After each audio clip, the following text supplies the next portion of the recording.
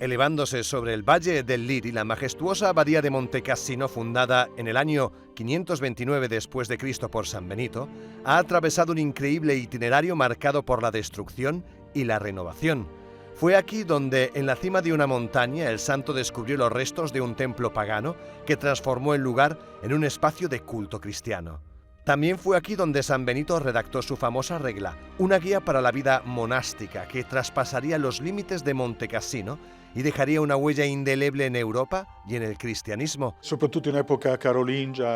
Especialmente durante el periodo carolingio, gracias a la labor de Carlomagno y San Benito de Aniane, se promovió la regla de San Benito, que poco a poco se convirtió en la única regla del monacato occidental.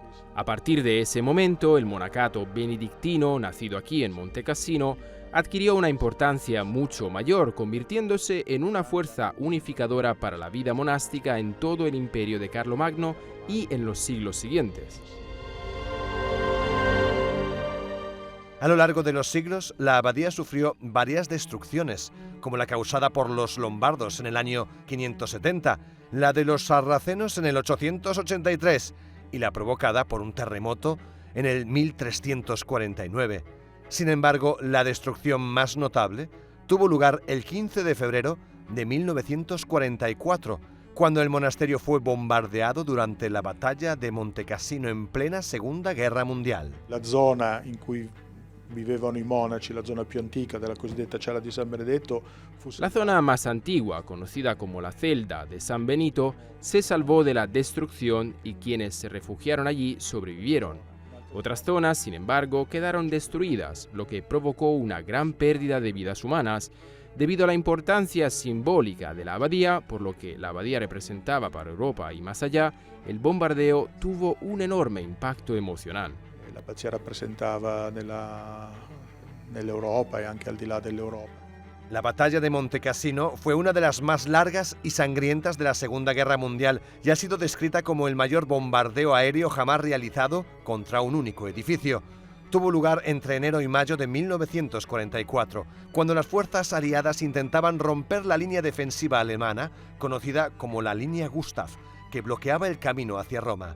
Convencidos de que la abadía, la posición más estratégica a lo largo de la línea defensiva, se había convertido en un bastión alemán, los bombarderos aliados lanzaron 250 toneladas de explosivos, reduciendo el histórico monasterio a escombros.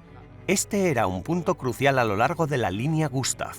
La defensa de Roma se estableció aquí porque era el punto más estrecho de la península italiana, y si hubieran elegido otra posición para defender, habrían tenido que desplegar recursos mucho mayores. Cientos de civiles que habían encontrado refugio entre los muros de la abadía perdieron la vida. Sigue siendo uno de los actos más controvertidos y posiblemente más absurdos de la Segunda Guerra Mundial. Pero la suposición era errónea. Las tropas alemanas no ocupaban la abadía. Montecassino era un monumento cultural. Dado que Montecassino se considera un monumento cultural intocable, los alemanes también confiaban en que no sería atacado. Bombardear el monasterio fue probablemente un error estratégico, ya que los alemanes utilizaron posteriormente las ruinas como posición defensiva. Perché poi i tedeschi si asserragliarono nelle rovine. La situación cambió cuando las fuerzas polacas se unieron a la batalla.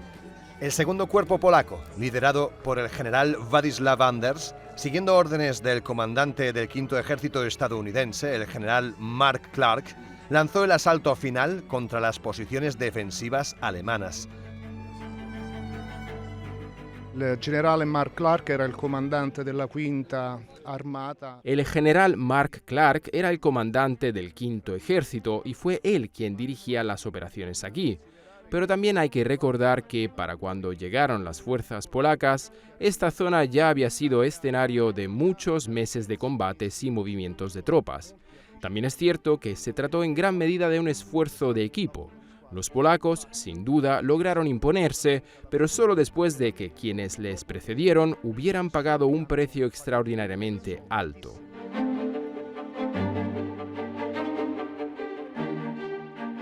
Finalmente, la victoria llegó el 18 de mayo de 1944.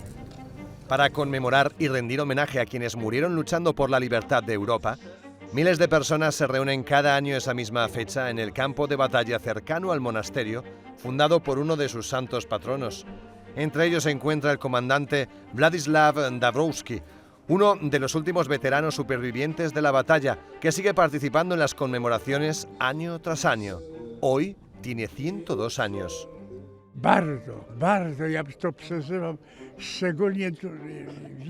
También me emociona profundamente, sobre todo cuando veo estas tumbas donde yacen mis compañeros, también los comandantes. El primer comandante de pelotón murió aquí, en este mismo lugar. Esta zona era el campo de batalla. Nuestras unidades avanzaron por ella. El general Anders cambió por completo la dirección del ataque. No atravesamos aquellas montañas. En su lugar, cruzamos este campo y justo delante nuestro nos encontramos con el monasterio.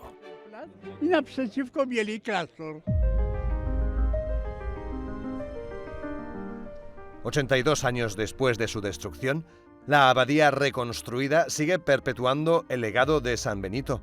Una y otra vez el monasterio ha resurgido de sus ruinas, reflejando la fe inquebrantable que inspiró a su fundador, San Benito. Da queste distruzioni il monachesimo qui a Montecassino è sempre rinato. Tras cada destrucción, la vida monástica en Montecassino siempre ha renacido. Por eso el lema de la abadía es Succissa virescit, una raíz que ha sido cortada vuelve a florecer. Hoy en día Montecassino alberga una pequeña comunidad de 8 monjes. Intentamos vivir según la regla benedictina, equilibrando el trabajo, la oración y el estudio. Alternando el lavoro, la preghiera, lo studio. También hay una importante labor de conservación y salvaguarda, cuidar el patrimonio cultural que hemos recibido, gran parte del cual sobrevivió a los bombardeos y que ha seguido creciendo con el tiempo a través del archivo y la biblioteca del monasterio. L'archivio che è la biblioteca del monastero.